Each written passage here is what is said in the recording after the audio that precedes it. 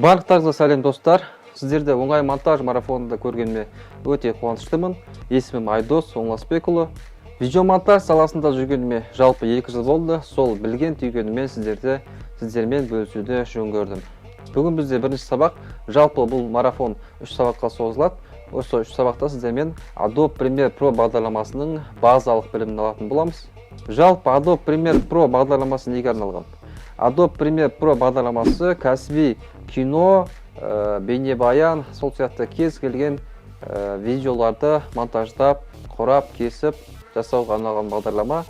Бұл бағдарламаның ерекшелігі сіз сапалы дүние жасайсыз, кәсіби түрде жасайсыз.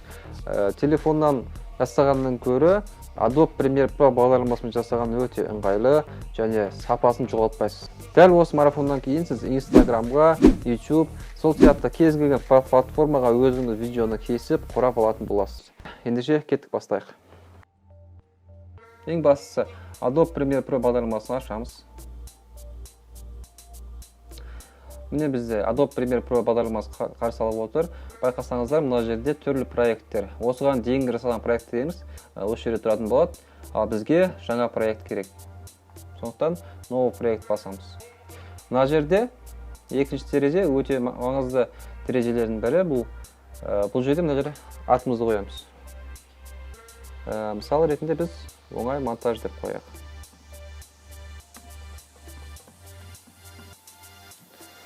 Оңай монтаж. Екінші бөлігіміз бұл жерде біз сақтайтын бөлігімізді қоямыз. Бізде рабочий стол деп тұр. Мұндағы бөлікте сіздер CUDA деген бөлік болса, осы CUDA қоясыздар. Неге бұл сіздің ноутбугыңыздың жылдам жұмыс істеуіне әсер етеді. Егер жоқ болса, тұра берсін. Онан кейін OK деп басамыз. Да. Міне бізде Adobe Premiere Pro бағдарламасының басты жұмыс тақтасы қарсы алып отыр. Бұл жерде сіздер болашақ видеоларыңызды монтаждайтын боласыздар. Бізде ең алғашқы бөлік Project панелі. Осы жерге видеомызды жүктейміз. Бізде видеолар алдын-ала дайындалып қойған мұнда. Мысал ретінде мына видеоны алатын болсақ, әкелемізді видеоны Adobe бағдарламасына тұсына апарып байтақ саламыз. Project панеліне. Жаңа осы жерден әкеліп мынау тақтаға тастаймыз. Мынау бөлікке тастаймыз. Бұл таймлайн панелі. Бұл жерде сіздер кесіп, құрап, негізгі жұмыс аумағыңыз осы таймлайнда болады. Және ең бірінші бізде ескеретін жағдай, біз видеомызды Instagramға ма, YouTubeға ма қандай форматтар жасап жатырмыз, қай жерге саламыз, соны анықтап алуымыз керек. Ол үшін біз эпизодқа кіреміз, настройка. Мына жерде сіздер видеоңыздың форматын аңдайсыздар. Размерін. Сізде колеринг бола ма, сториске болатын болсақ, мына жерге 1080, мұнда 1920 деп қоясыздар. Менде қазір колеринг форматта болады, киноның форматында. Сол себепті осы формат тұра берсін. Мына жерде жалпы бір көріп шықсаңыздар болады, жалпы ештеңені түртудің аса қажет жоқ. Форматымыз дайын. Енді біз не істейміз? Мына жерде бізде пробел батырмасын бассақ, видеомыз ашылады.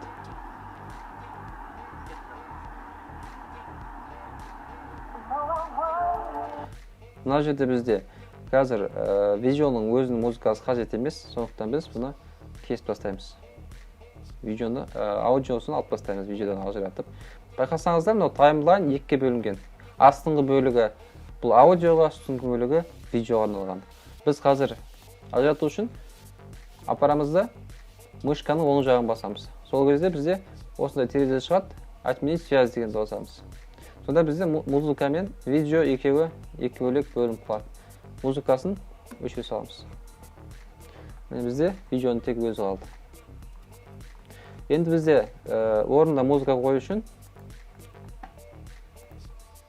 таңдаған музыкамызды аламыз да әкеліп астына былай тастай саламыз. Осылай тастай саламыз. Енді қарасаңыздар, міне астында дайын. Енді бізде видеомызды не істейміз?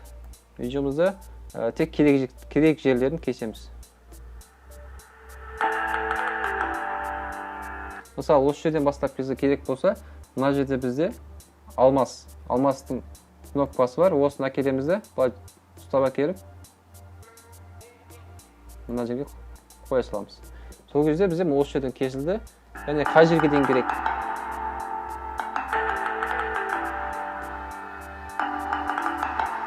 Осы жерге дейін керек дейтін болсақ, осы жерге әкеліп, қайтадан тағы да бөле саламыз.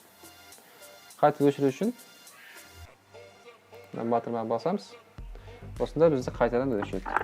Енді байқасаңыздар, мына жер қазір бөлініп қалды видео. Енді осы керек емес бөліктерді бізде осылай кесіп алып тастасақ болады. Мына алмастың орнындағы батырманы шығару үшін бізде горячий клавиш S-ті бассақ, бізде алмас шығады. Алмасты апарамызды кез келген жерге, кесетін жерімізге ыңғайлап алып кесеміз. Мысалы ретінде мына жер керек емес деп айтайық. Және V кнопкасын бассақ, бізде өшіреді алмас. Осы тұсқа әкелеміз де, мына жерден керек емес видеоны өшіре саламыз. Арасында өшірген видеомыз, керек видеоны өшіріп қоятын болсақ, мына жерде Ctrl-Z бассаңыз, қайтадан жаңа соңғы өшірген видеомыз пайда болады. Ctrl-Z ұмытпаңыздар. Біз керек емес видеоны өшіре салайық. Және өте маңызды бөліктің бірі мына жерде магниттің знагы тұр. Бұл магниттің знагы сіз өшіріп қойсаңыз, егер мысалы мына екі видеоны қосу бізге өте қиын болады, бір-біріне қою. Сол үшін біз магнитті басып қоямыз. Магнитті басып қойсақ, бізде өз аппаратта видеоны жабыстырып аласыз. Соны ұмытпаңыздар. Келесі панель бізде программ панелі. Бұл панель сіздің жасаған видеоңызды осы панелден қарап отырасыз. Уақыты мына жерде жазылады. Мына жерде сіздер егер ноутбуктарыңыз көтере алмай қатып жатса, мынаны 1.4-ке қоя саласыздар.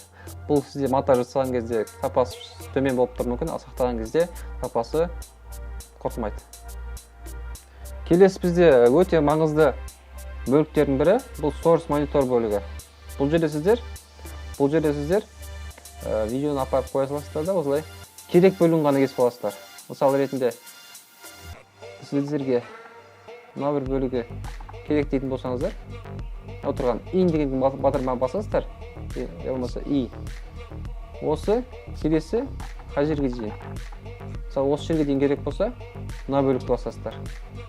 Сосын сіздерге видео нетеді? Видео осы бөлік қана, мына екі бөлік қана, белгіленген бөлік қана алынып қойылатында.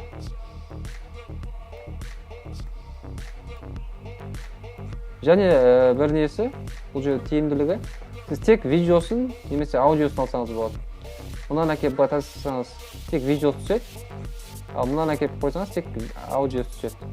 Осылай сіз ыңғайлы болады сіздерге жасаған.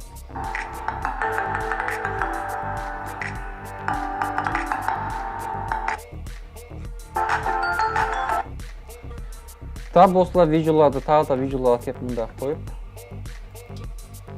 кез келген видеоларыңыздың барлығын, мысалы ретінде барлық керек болса сізге, барлығын әкелесті бұлай мұнда жинап алсаңыз да болады сразу.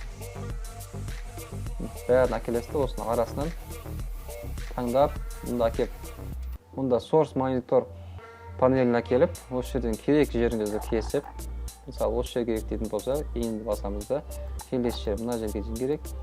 Осылай әр кадрды құрап алсаңыздар болады. Сосын таймлайн бөлігінде мына жерде мұнда батырманы жұмыстың ыңғайлығы үшін сіз үлкейтіп кішірейте аласыз.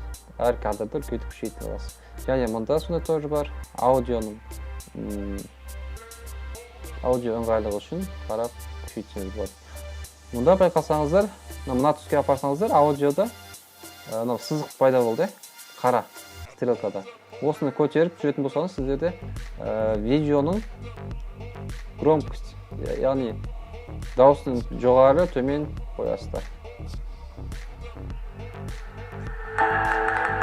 Байқасаңыздар, қатты шығады, былай төмен жай шығады. Осы жерден реттесеңіздер болады.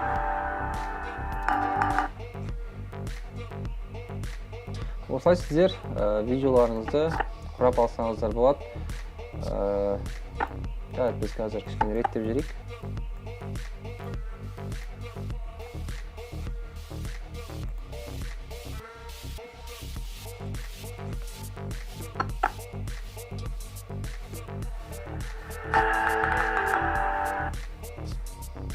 Adobe Premiere Pro бағдарламасының ең негізгі жұмысы осы. Сіздерге базалық білімі осы. Сіздерге үй тапсырмасы ретінде тап осылай кез келген видеоны жасап, құрап, астына музыка қойып, Instagramға сторисқа салып, мені белгілеп қойсаңыздар, біз сіздердің жұмыстарыңызды бірге талқылайтын боламыз. Енді жасаған видеомызды сақтайық. Мысал ретінде барлығын жасап болдыңыз видеоны. Енді бізде не істеу керек? Видеоны сақтау керек. Файл, экспорт, медиа контент. Мына жерде принципте ештеңені өзгертудің қажеті жоқ. Adobe Premiere Pro бағдарламасының өзінің ұсынған настройкасын қолдансаңыздар болады. Экспорт. Бізде видео осылай сақталады қазір.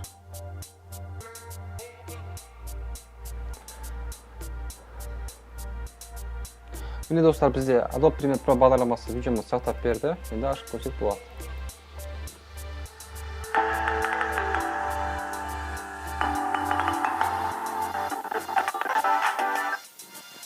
Жалпы достар, Adobe Premiere Pro бағдарламасының негізгі білу керек дүниелерін білдік. Базовый видеоны қалай жасау керек, кесу керек, ең маңызды бөліктері осы. Келесі сабақтарда сіздермен біз эффект қалай қою, текст қалай қою, және хромакеймен қалай жұмыс істеу керек, яғни жасыл фонмен қалай жұмыс істеу керек, соның бәрін үйренетін боламыз.